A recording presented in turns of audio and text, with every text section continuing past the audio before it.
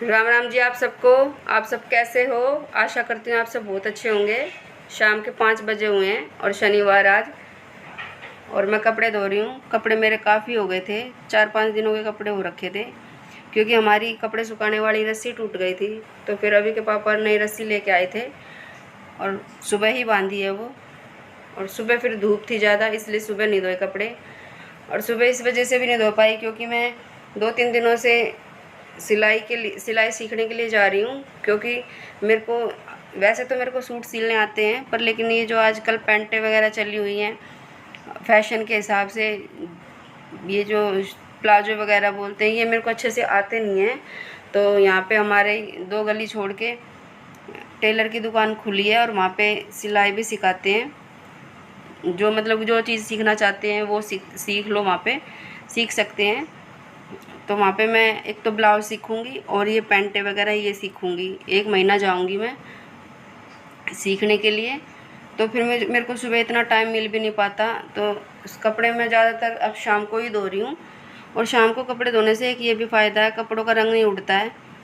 सुबह तो फिर भी ये रहता है, फिर धो के जैसे चली जाती हूँ तो फिर आती हूँ, दोपहर में आती हूँ, काफ़ी टाइम हो जाता है। तो जब तक कपड़ों का रंग हो जाता है अजीब सा, तो इसलिए फिर शाम को कोई दिक्कत नहीं होती हैगी।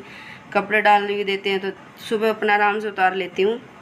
और यहाँ पे अभी अपनी साइकिल को ठीक कराने के लिए अपने पापा के साथ गया हुआ था। दोपहर से ही पीछे लगा हुआ था कि पापा मेरी साइकिल ठीक करवा दो। तो बड़ी मुश्किलों से इसने अपने पापा को मना ही लिया। तो ये अपने पापा के साथ गया था अभी साइकिल ठीक कराने के लिए।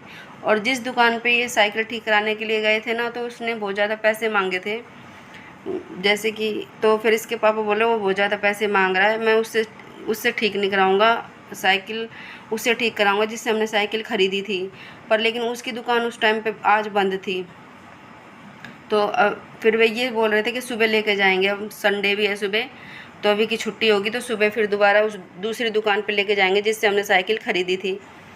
और यहाँ पे मैंने अभी को आवाज़ लगाई थी क्योंकि अपने स्कूल के कपड़े नहीं रख के गया था धोने के लिए, तो ये दोबारा आया था और स्कूल के कपड़े रख के गया था। अब ये खेलने के लिए गया है बाहर। सिलाई सीख इसलिए भी रही हूँ, इतनी महंगी सिलाई हो रखी है, तो इतनी महंगी सिलाई तो बाहर नहीं दी जाएगी। और सबसे बड़ी बात, जिसको सिलाई आती हो ना तो उससे तो बिल्कुल भी नहीं दी जाएगी। जैसे मेरे को अब सिलाई आती है तो मेरे से तो बहुत मुश्किल हो जाता है मेरे लिए बाहर सिलवार मतलब कि सिलाई देना, क्योंकि मेरे को आती है इसलिए फिर मेरा मन दुखता है। तो बस फिर मैंने सोचा 1 महीना क्या जाएगा, 1 महीना सीख लूँगी तो काम ही आएगा ये। तो इसलिए फिर मैं जाने लगी हूँ।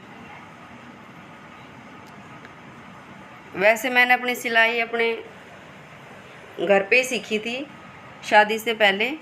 उस टाइम की सिलाई में और आज की सिलाई में वैसे फ़र्क तो काफ़ी आया हुआ है, पर बेस तो खैर सिलाई का वही होता है जो होता। पर लेकिन जहाँ पे अब मैं सिलाई के लिए जा रही हूँ तो वो उनसे कुछ भी मतलब कि सीख सकते हैं।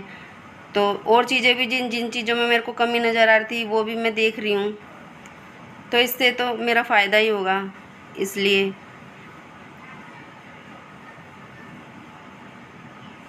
तो फिर मैं जाने लगी इसीलिए सिलाई पे।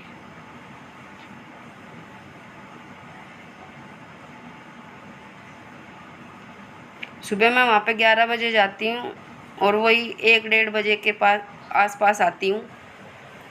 इतने बच्चे स्कूल में से भी आने वाले हो जाते हैं, 2 बजे आते हैं बच्चे स्कूल से।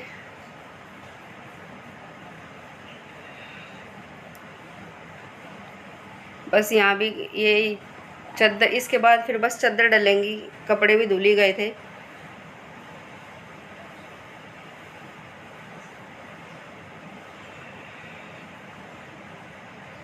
कहने को क्या ही देते हैं, मशीन में कपड़े धुल रहे हैं, कौन से मेहनत करनी पड़ती है। अभी के पापा तो बहुत बोलते हैं कौन सा तू हाथों से कपड़े धोती है, पर लेकिन बहुत मेहनत हो जाती है। कहने को क्या ही देते हैं, इतना आसान भी नहीं होता है मशीन में कपड़े धोना।